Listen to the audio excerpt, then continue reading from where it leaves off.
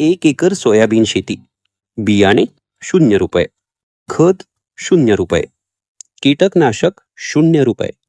हे ऐकून तुम्हाला वाटलं असेल हे शक्यच नाही, पण आजचा व्हिडिओ बघितल्यावर तुमचं मत बदलेल. नमस्कार शेतकरी बंधू आणि भगिनींनो, मी नितीन घुगे. आज आपण बोलणार आहोत झिरो बजेट नॅचरल फार्मिंग बद्दल. या व्हिडिओमध्ये आपण बघणार आहोत झिरो बजेट फार्मिंग म्हणजे काय, सोयाबीन पिकात ते कसे वापरायचे आणि खरंच शून्य खर्चात शेती होते का, यावर आपण ऑनेस्ट उत्तर देणार आहोत.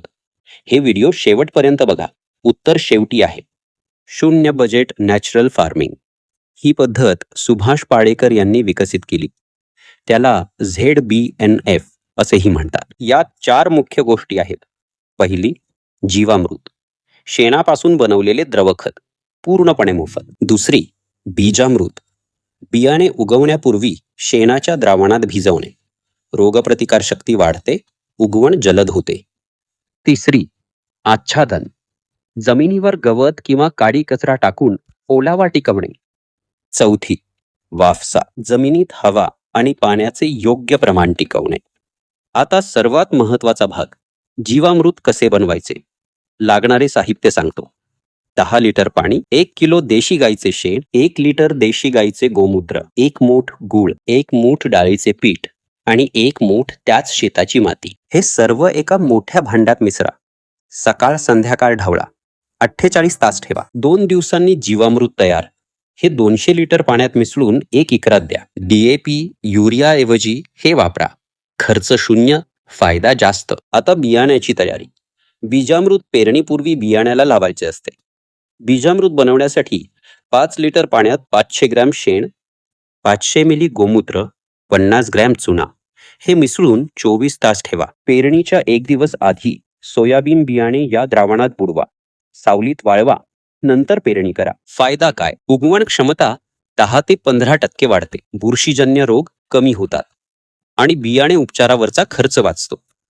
आता तिसरी आणि चौथी गोष्ट, आच्छादन आणि वाफसा. आच्छादन म्हणजे शेतातच पडलेले गवत, काडी कचरा, ऊसाचे पाचट, झाडांच्या बुंध्याभोवती टाकायचे. हे माती थंड ठेवते, ओलावा टिकवते, तणनाशकाची गरज कमी होते, खर्च शून्य. वाफसा म्हणजे जमिनीत 50% हवा आणि 50% पाणी.